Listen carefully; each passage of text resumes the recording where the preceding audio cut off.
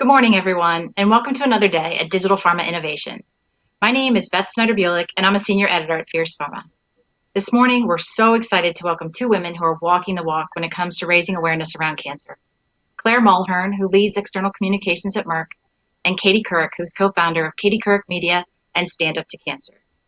The two have been working together for 2 years now on projects aimed at supporting the cancer community.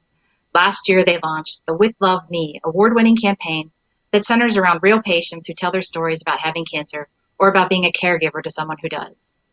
At the core of the With Love Me campaign are letters, heartfelt, emotional letters that patients and caregivers have written to their younger selves, going back and giving the advice and encouragement they wish they would have had at diagnosis.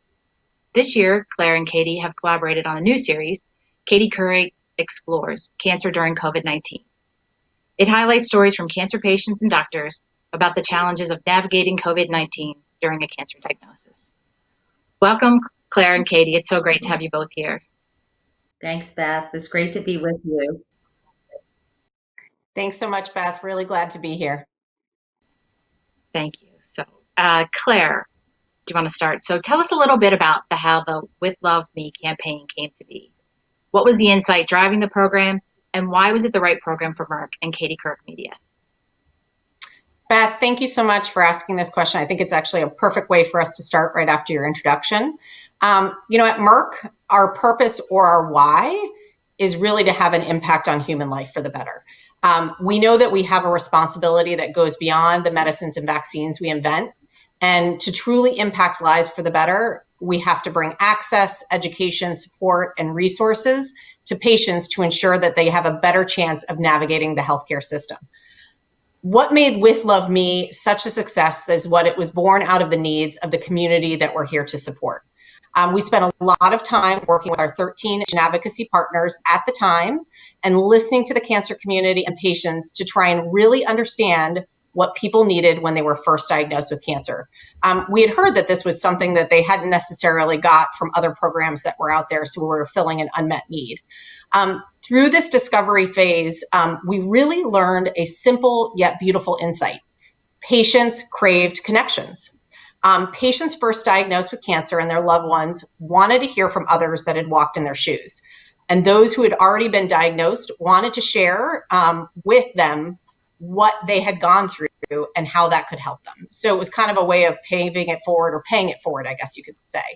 So, our why or our purpose, as I said, was really based on this insight to help cancer patients connect with others who were going through the same journey that they were. And we recognized it was really critical that we brought this program to life with the right partner, someone who shared the same mission as Merck, which is to save and improve lives.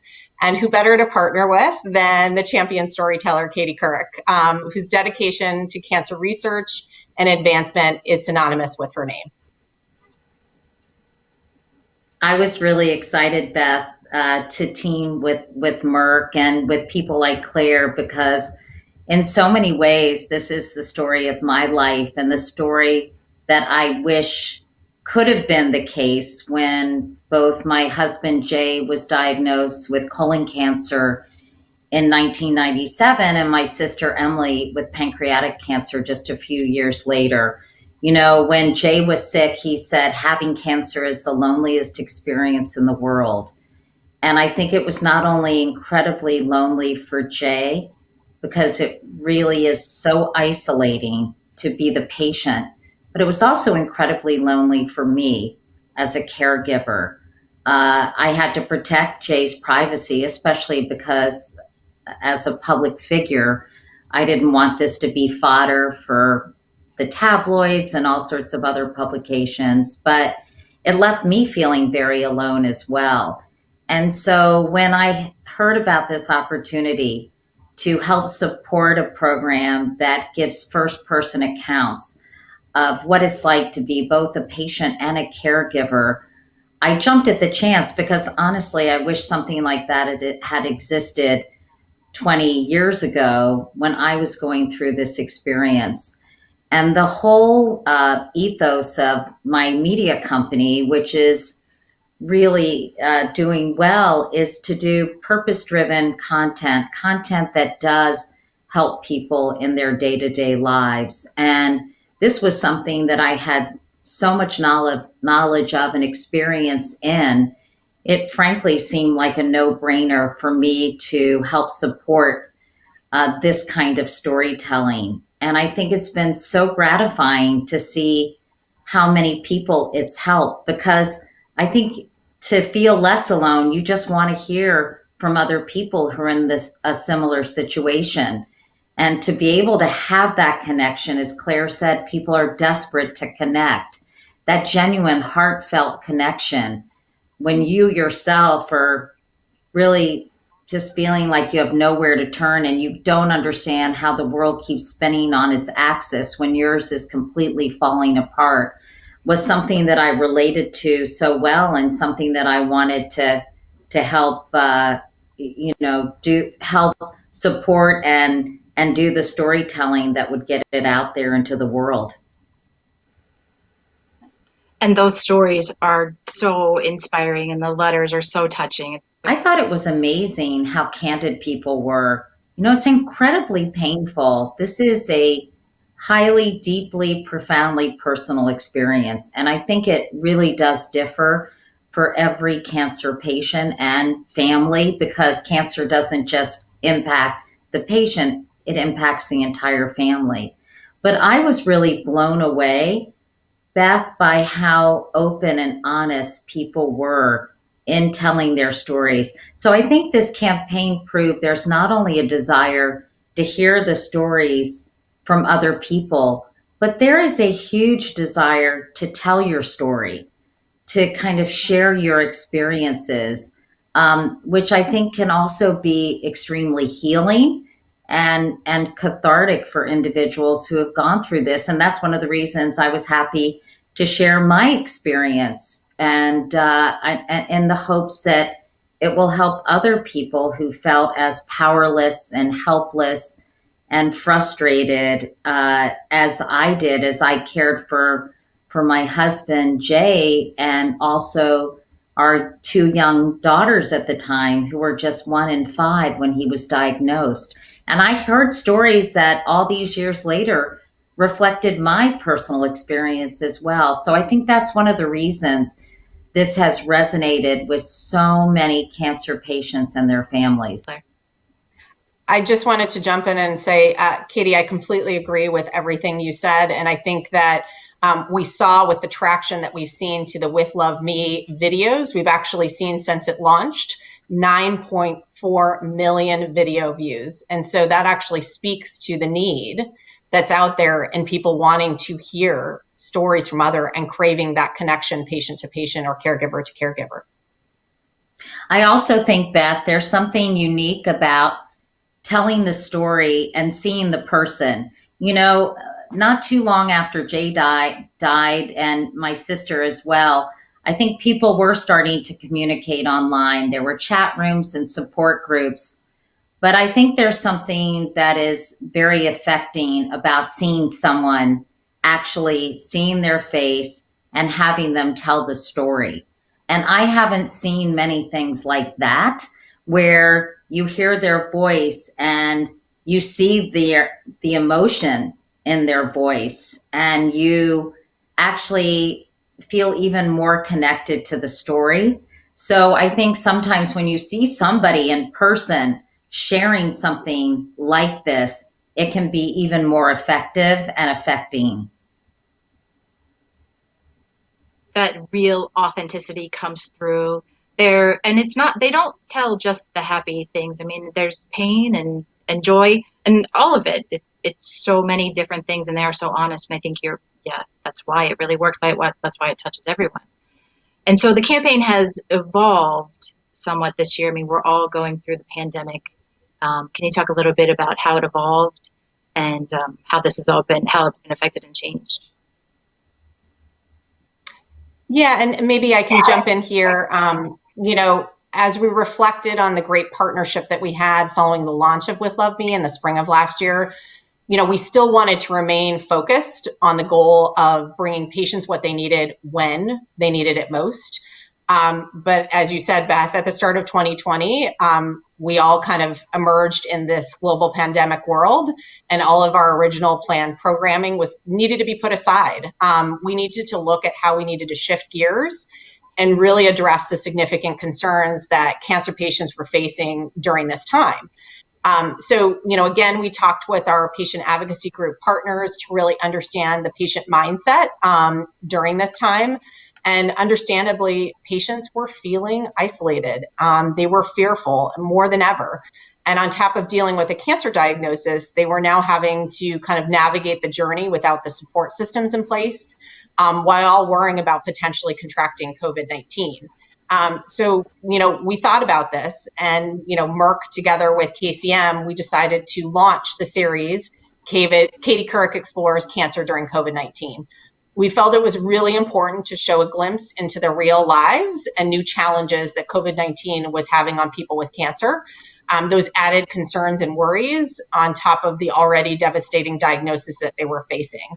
So ultimately, the goal of the series, as I think you mentioned at the beginning here, was to really look through the lens of the cancer patient, their caregivers, advocacy leaders, and doctors that are on the front lines, so that those with cancer could feel more connected and less isolated during this time. To really bring this to life, we focused on really storytelling, because I think, as Katie really well articulated at the beginning, this is about stories that connect people to one another. So we focused on creating 3 pieces of really compelling storytelling. The first was a video interview that Katie did with a young woman named Sarah, who was diagnosed with triple-negative breast cancer during the height of the pandemic in New York City. If you watch this video, and I encourage all of you to do so, Sarah is just such a hero and so brave for what she's gone through and how she navigated it with all of the extras that she had to deal with because of the pandemic. The second story was told by a mom of 5, Janet, who is navigating melanoma while homeschooling her kids under quarantine, which is just incredible. And lastly, we developed a piece that featured, our very own Chief Patient Officer, Dr. Julie Gerberding, and Dr. Karen Winkfield of Wake Forest Baptist Health, and together with another triple-negative breast cancer patient, Kim, they discussed how COVID-19 and cancer was actually disproportionately affecting communities of color. And we all know that health inequities exist, and this is something we needed to address, and this is something really important to us at Merck.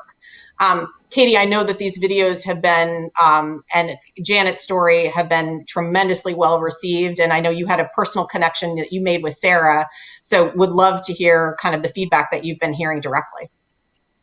Well, I mean, first of all, I think because of my own personal experiences, Beth and Claire, people feel very comfortable talking to me about what they've been going through, because it's not like talking to someone who can't relate to what they're saying.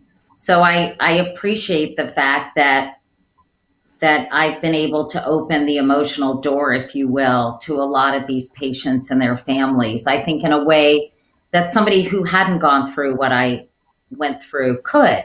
And so I just really, first of all, I've always considered myself a very empathetic person, and I've really been grateful to be able to be the conduit, really just the storyteller, so that these individuals can share their stories. And, I'm very proud of the pieces we did together. Obviously, we all know how stressful cancer is. We also know how stressful this pandemic has been. So imagine having those two together, to dealing with a cancer diagnosis in the middle of this unprecedented, which is a word that I hope is struck from our vocabulary after all this is over, but these unprecedented times. So, I talked to Sarah Sanders, and, Sarah is just, first of all, she's just got this extraordinary spirit, and she and I just hit it off. She's a very brave young woman, understandably frightened, trying to navigate this cancer diagnosis without, honestly, the support system you would normally have during ordinary times. So she and I, not only did she do this incredible video that was very well received. It's on Instagram alone, was watched by 175,000 people, and a highly engaged audience that was so grateful. If you just read the comments about people saying how much they appreciate someone articulating what they were going through, right then and there, I think you lowered the stress level for a lot of people who feel terribly alone and who are without the support system they would normally have. You know, even Sarah and I, who I'm really excited because we become friends. We kept up a relationship. I was able to send her some flowers when her mom was visiting from Chicago. Danny Meyer, the restaurateur, is a friend of mine, and Danny sent a delicious dinner up for Sarah, a lot of different delicious food for Sarah and her mom. Because some of Sarah's friends, I know that they've been trying to stay connected to her, but it's hard because they don't want to get her sicker. You know, there's so many things that you don't think about when you're not in a pandemic that is affecting cancer patients now. So I've really appreciated she's enriched my life. And, you know, to be able to talk to Karen Wingfield and to Julie Gerberdine, always had so much respect, former head of the CDC, and Karen's doing some work with Stand Up to Cancer and our health equity initiative that's trying to get more people of color into clinical trials. And then, you know, to talk to Kim, whose situation is such a nightmare, but she's got such a positive attitude about what she's dealing with, and about the fact that as a woman of color, you know, there's so many things that she didn't realize before her diagnosis, that I think, you know, we're raising awareness about. So I think it's been a win-win-win for everyone involved in this project. And, you know, I feel, you know, just so privileged that I had a chance to be involved with it, because you can't underestimate the power of storytelling and the power of that emotional connection that you forge with people when they're watching something that is truly an honest accounting of what somebody is experiencing during these really difficult times. And I think the videos accomplish that, and I think they're beautifully done, and because the subjects did such a wonderful job telling those stories. And that is the thread that's running through, right? With Love Me, through the pandemic work, it's storytelling. That's the thing. How will you evolve that? What's next? What can we expect to see this year into 2021? I'm assuming it's going to be more storytelling. I mean, you guys have a winning formula. Yeah, no, and I think you're right, Beth. The storytelling is the glue. It's the connection that's threading through this. And I think that is kind of the winning formula that we have here, because you're really bringing human life to people, and it's that connection they crave. You know, our partnership is continuing to evolve. You know, we're listening to the cancer community and patients again. That's a key aspect of this, is really listening directly to those that we're trying to reach, so we can understand their needs. One of the areas that we are focusing on is survivorship. You know, many people who survive cancer are left to face difficult physical and emotional challenges that they weren't expecting, and those around them sometimes find it hard to understand. So we wanted to explore this topic deeper, because oftentimes even the term survivor can mean different things to different people. And this is where I'm going to get a little personal. You know, I myself am a cancer survivor. 5 years ago, at the age of 37, I was diagnosed with triple negative breast cancer, which is a very aggressive form of cancer. My daughter had just turned 3. My son was 5. I have no family history, and the diagnosis really was devastating to me, my husband, and my entire family. And I can't even imagine, obviously, I grappled this with a support system in place, not like many who are going through this now during the pandemic. You know, after months of treatment, surgery, and radiation, I emerged on the other side with no evidence of disease, which is really what you want to hear when you're diagnosed with TNBC. But when we talk about survivorship, I next had to figure out what my new normal was supposed to be. And this is a hard concept. I had my ups and downs, but throughout my entire journey, and this is very similar, I think what Katie, you said about Sarah having this positive attitude, I really focused on trying to stay positive. It was my North Star throughout everything. But I will say, this year and the last year, it's really with my 5-year anniversary happening of diagnosis and hearing you're cancer free is the first time I'm really considering myself and calling myself a survivor. And so that's why I think it is important when we think about this concept. The journey of survivorship is different for every person. So personally, this is why I'm really proud that we're taking on this important topic. The work we're doing at Merck to help cancer patients and with KCM is a professional passion and a personal passion of everyone at our company, but it's very personal to me. I'm currently walking in these shoes. So, with that said, I do want to say that we've created a dedicated section to Merck's oncology patient platform, Your Cancer Story. So with Love Me has evolved into this new platform, Your Cancer Story. And again, it's all about the storytelling. So we're providing support, resources, and those inspirational stories about cancer survivors and their caregivers. We're also excited. We're going to be launching a new podcast series in November, which is going to highlight a variety of different perspectives on the idea of survivorship. So we know that podcast listening is actually on the rise. And so we're seeing that 1 in 4 people are actually listening to podcasts every week or so. A lot of this is driven by millennials, Gen Z, and Gen Xers, but we've even seen baby boomers getting into it, which is great. And Katie kindly included her story as part of the series. So, really her poignant perspective on this is really going to help a lot of people. So thank you, Katie. Really appreciate it. Of course. And I think, as Claire said, I mean, it's so compelling to hear Claire even just talk about her cancer experience, but there are different kinds of survivors.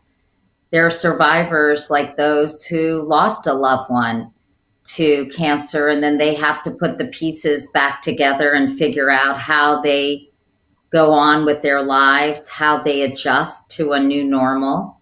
And so I think there are a lot of caregivers out there, given the statistics. We still are hopefully going to beat cancer one day, but we haven't yet. And many people are not as fortunate as Claire. And that's another kind of survivorship. So when my husband died, we had our daughters were 6 and 2, and there were so many things to navigate. How do you handle when your daughter's school has a father-daughter dance? I mean, how do you talk to your kids about death? How do you talk to them about illness? How do you give them the information they need to cope? How do you support them with somebody outside your family? Because children don't want to upset a surviving parent by talking about it, and they start to be very protective. And there's so many issues, I think, that stem from a different kind of survivorship. And so I think the fact that Merck is behind helping all kinds of survivors, because I think your cancer journey doesn't necessarily end when your chemotherapy ends. As Claire said, for her, it was that 5-year mark. For, me, it might be the amount of time my daughters lived without my husband when it started to eclipse the number of years they had with him. And how do you honor the person you've lost? It's very, very complicated.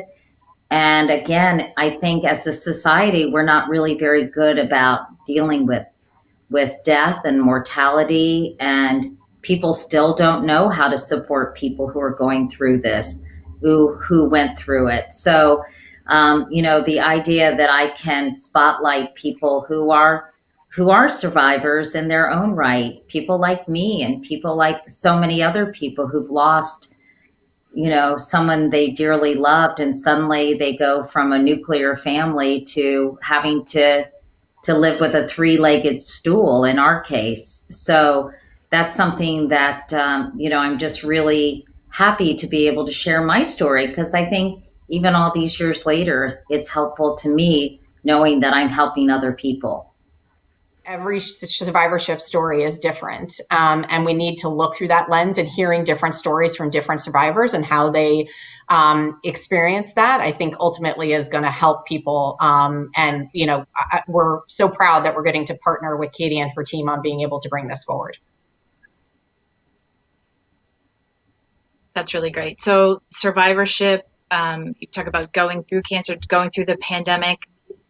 What's next? Any other topics that you're looking to tackle?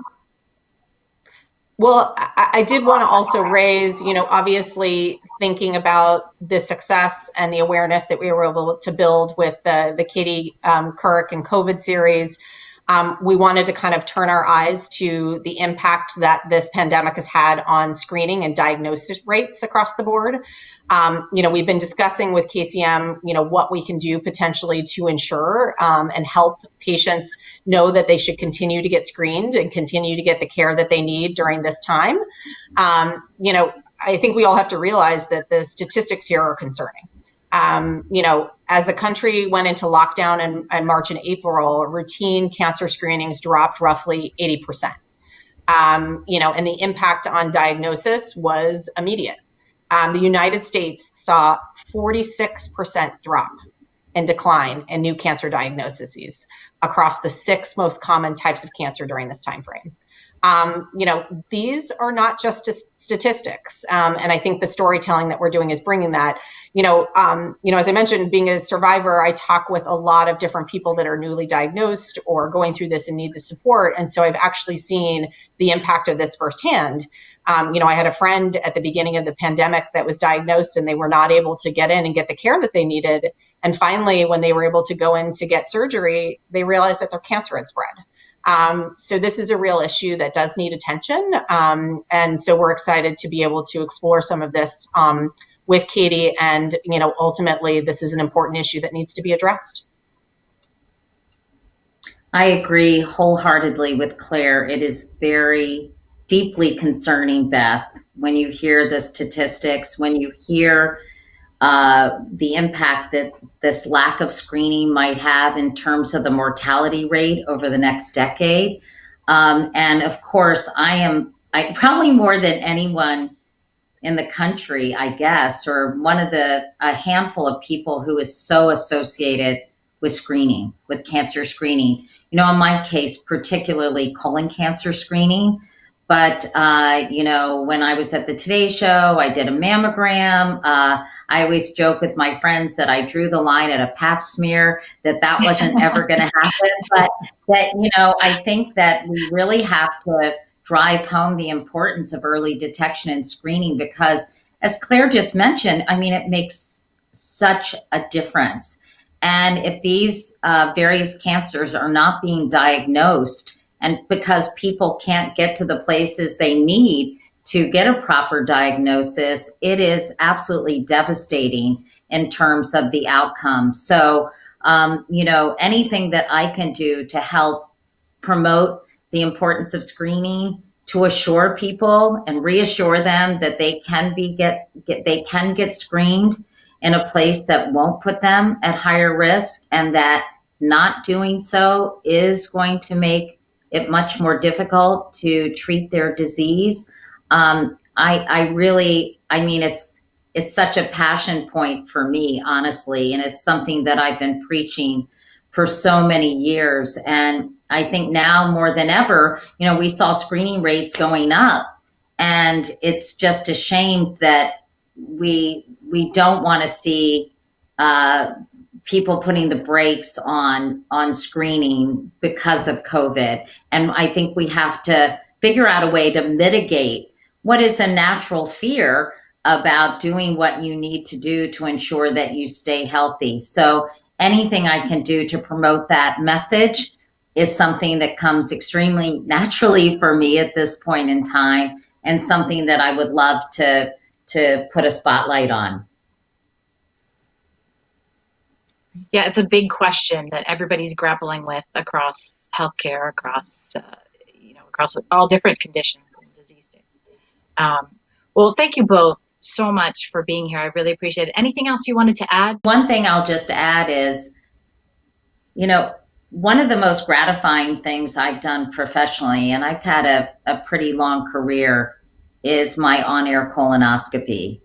And, I still have people coming up to me and saying, I got screened because of you.